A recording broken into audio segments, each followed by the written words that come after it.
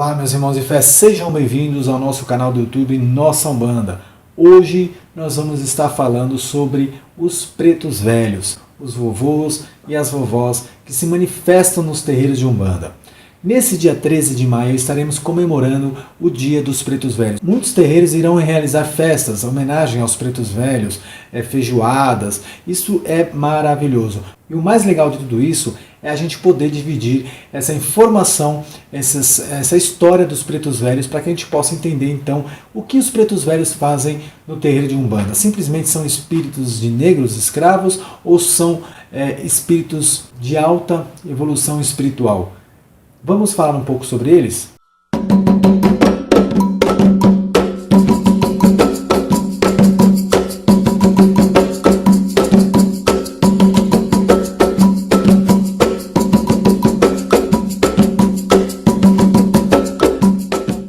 Os pretos velhos da Umbanda, eles são os vovôs mesmo que a gente conhece. Eles podem se identificar como vovô, como vovó, como tio, tia, pai.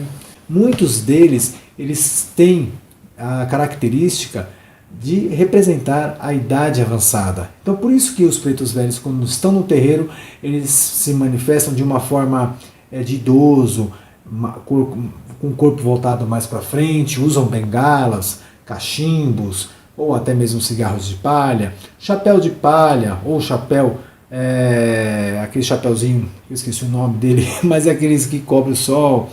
O importante é saber que essas entidades, elas têm como objetivo a levar as pessoas à fé, à humildade, à simplicidade, o amor ao próximo, e tudo isso baseado na vida que esses espíritos tiveram quando estavam encarnados. Muitos desses espíritos, como pretos velhos e pretas velhas, já viveram na época da escravidão. Então, para falar dos pretos velhos, nós temos que falar um pouquinho sobre a escravidão dos negros aqui no Brasil. Quando os negros chegaram no Brasil, foram escravizados, foram vendidos, foram tratados como animais, como objetos de compra e venda. Esses negros, eles não sabiam nada desse país, nada desse território. Simplesmente o que eles viviam era lá na África. Eles foram arrancados de lá. Muitos desses negros na viagem morreram pela falta de higiene, pela falta de alimentação, foram transportados através de navios, e esses navios eram chamados de navios negreiros. Quando chegaram no Brasil, os que conseguiram chegar, é claro, eram os mais fortes, foram vendidos aos donos de terra, aos donos de engenhos, e esses serviram como escravos. Muitos negros sofreram nas mãos desses senhores. Eles eram obrigados a trabalhar pela vida e por pouco alimento ainda. Então eram chicoteados, eram açoitados, faziam serviços pesados, e eles ficavam todos reunidos em uma senzala. A única coisa que eles tinham era a sua fé, era a sua religião. Então eles trouxeram da África todo o conhecimento que eles tinham do candomblé, que era a religião, que era a fé que eles praticavam lá na África. A fé que eles tinham nos orixás, os cultos que eles praticavam lá, eles trouxeram para cá. E nas senzalas, então, eles tinham o ritual do candomblé para aliviar a pressão, para aliviar, retirar toda aquela raiva, todo aquele ódio que eles poderiam estar sentindo mediante a vida que eles estavam vivendo. Então eles viviam, trabalhavam forçadamente, mas quando chegava o momento deles, eles se entregavam aos orixás, porque ali eles obtinham a força necessária interior para continuar a viver e a suportar o sofrimento que os brancos faziam eles passarem. Chegaram a um ponto, então, desses brancos descobrirem que eles estavam realizando um culto que eles faziam lá na África, e os brancos não sabiam do que se tratava aqui, não conheciam tão bem assim o candomblé, quer dizer, não conheciam nada do candomblé. Achavam que o culto que eles estavam realizando era voltado para o diabo, para o demônio, contra eles próprios, né? Eles estavam fazendo um culto, fazendo macumba, sei lá, fazendo magia, contra os donos de engenho. Então esses donos de terras proibiram o ritual do candomblé dentro das senzalas. Eles não queriam, em hipótese nenhuma, ver os negros lá incorporando ou fazendo os cantos em Urubá, Eles não queriam, proibiram. Caso contrário, eles iriam para o tronco. Muitos desses donos de terra obrigaram então os negros a se catequizarem, a irem para a Igreja Católica, porque aprendendo a religião da Igreja Católica, aprendendo o catolicismo, então dessa forma eles deixavam de praticar o ritual de candomblé dentro das suas senzalas. Os negros eram muito inteligentes, eram fortes, eram sábios. O que eles fizeram? Aprenderam a religião católica, aprenderam sobre a religião do branco naquela época, sobre os santos, sobre o cristianismo, e levaram tudo isso para dentro das senzalas. Então o que eles fizeram? Eles substituíram os orixás por santos católicos. Dessa forma, então, se deu início ao primeiro sincretismo religioso. Por que fizeram isso? De uma forma que os brancos pudessem ver eles cultuando dentro de suas senzalas, não os orixás, mas os santos católicos. E aí, seus patrões não poderiam proibi-los de cultuar os santos católicos. Enquanto os negros estavam ali ajoelhados, rezando para os santos católicos, por dentro eles estavam rezando para os orixás.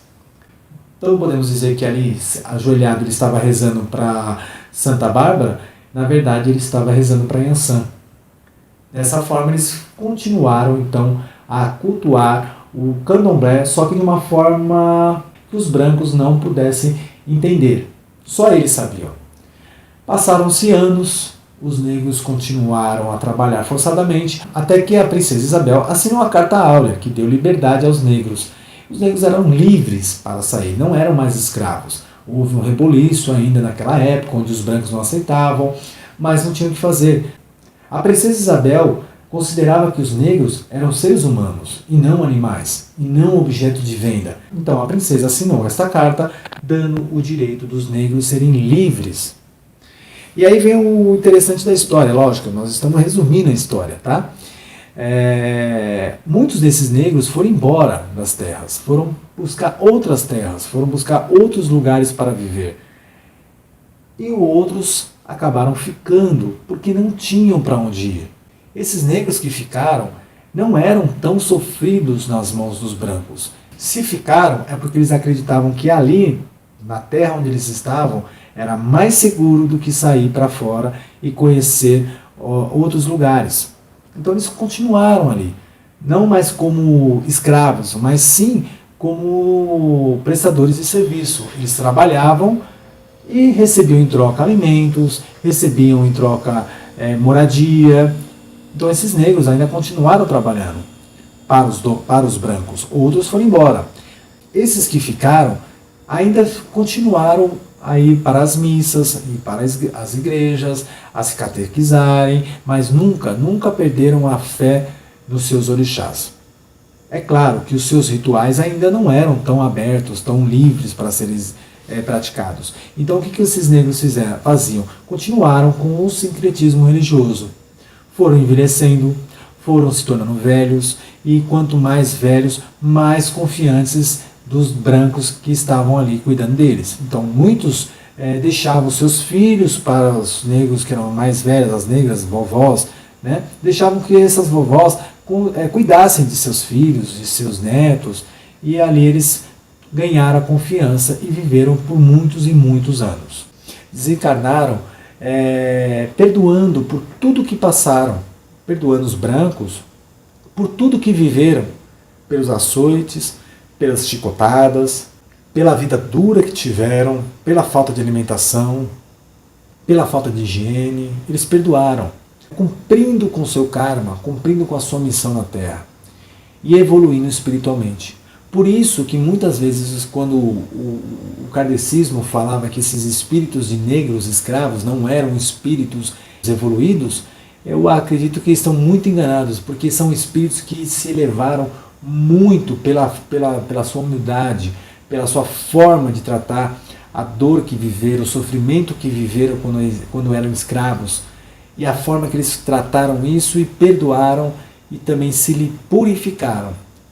Acredito eu que ao desencarnarem, eles sofreram uma elevação espiritual muito grande, e aí se tornaram grandes espíritos que contribuem com a nossa religião de Umbanda, vindo até nós se manifestarem, incorporarem e ajudar as pessoas que tanto precisam. Eles são os psicólogos da Umbanda, eles nos orientam, eles vão sempre nos aconselhar a buscar no nosso interior o perdão, a simplicidade, a humildade e a fé. Nós sabemos de tudo isso, mas não conseguimos praticar isso. Nós acreditamos que nós vivemos em vidas difíceis, nós acreditamos que nossa situação é constrangedora, que nós acreditamos que aquilo que nós estamos vivendo é difícil de suportar. E aí os pretos velhos vêm e nos mostram que é bem diferente do que a gente pensa. Se nós fôssemos escravos naquela época em que os negros eram chicoteados, em que os negros eram humilhados, será que nós conseguiríamos viver? Será que nós conseguiríamos suportar tudo aquilo? E depois de tudo isso, ainda perdoar a quem tem feito tanto mal? Será que nós seríamos capazes disso? Então eu acho que esses pretos velhos têm muito a nos ensinar. E nós devemos ouvi-los com coração, com alma, com simplicidade, pois esses pretos velhos, eles têm uma experiência de vida muito, muito grande. Uma outra coisa muito importante é que esses espíritos que manifestam como pretos velhos, eles já viveram na época da escravidão, já foram negros escravos. Isso não significa que esses mesmos espíritos, na sua última encarnação, eram escravos. Esses espíritos podem ter tido outras vivências, em outras épocas, mas geralmente sempre desencarnando com uma certa idade avançada, pois aprenderam desde a sua escravidão, desde a época mais adiante, séculos depois. Esses espíritos de pretos velhos não significa que eles só viveram uma passagem na Terra. Então, mas eles escolheram a forma de preto velho para manifestar e vir praticar a caridade. E mesmo o caboclo das 7 encruzilhadas, quando incorporou no Zélio, foi bem claro que na sua última encarnação ele tinha sido um jesuíta. E ele recebeu no plano espiritual a missão de poder trabalhar aqui junto a nós, e ele resolveu vir como um índio nativo. Então isso significa que os pretos velhos hoje na Umbanda representam a história do negro escravo, representam essa humildade, essa simplicidade, essa força, a sabedoria, a paciência. Muitas pessoas deixam de ter paciência para tudo na vida, então vai conversar com um preto velho para você ver. Você vai aprender a ter paciência, só que você vai ter que praticar. Você vai aprender a ter fé. Você vai aprender que muitas soluções para os nossos problemas estão dentro de nós.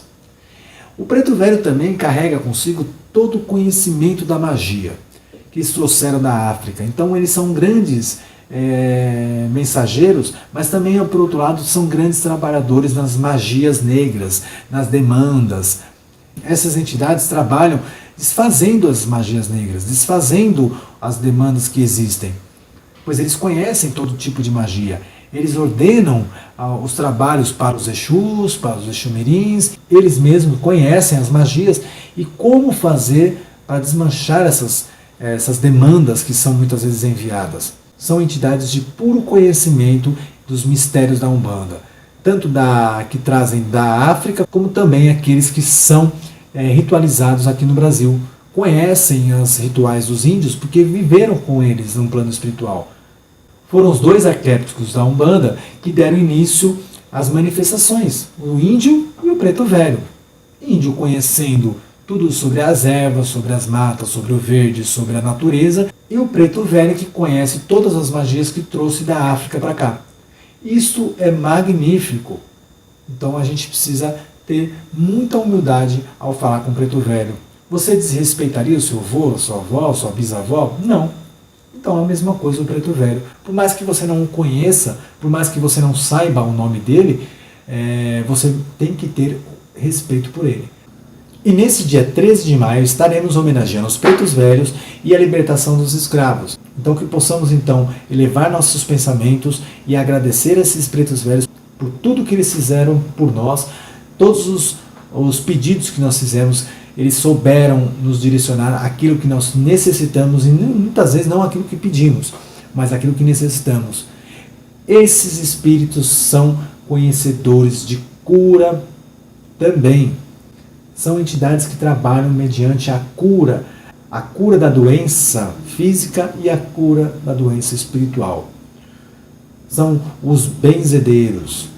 Trabalham com arruda, trabalham com cachimbo, trabalham com velas. E é isso que a gente tem para falar dos pretos velhos. Mas lembrando que todos os pretos velhos são espíritos de alta evolução e que podemos usar isso para a nossa evolução espiritual, para o nosso engrandecimento espiritual e também nos tornarmos pessoas mais humildes, mais simples, mais caridosos, que nós possamos então aprender com eles a viver melhor a vida e parar de reclamar de tudo que acontece, pois se tivéssemos vivido aquela época, nós não estaremos reclamando da vida que temos hoje.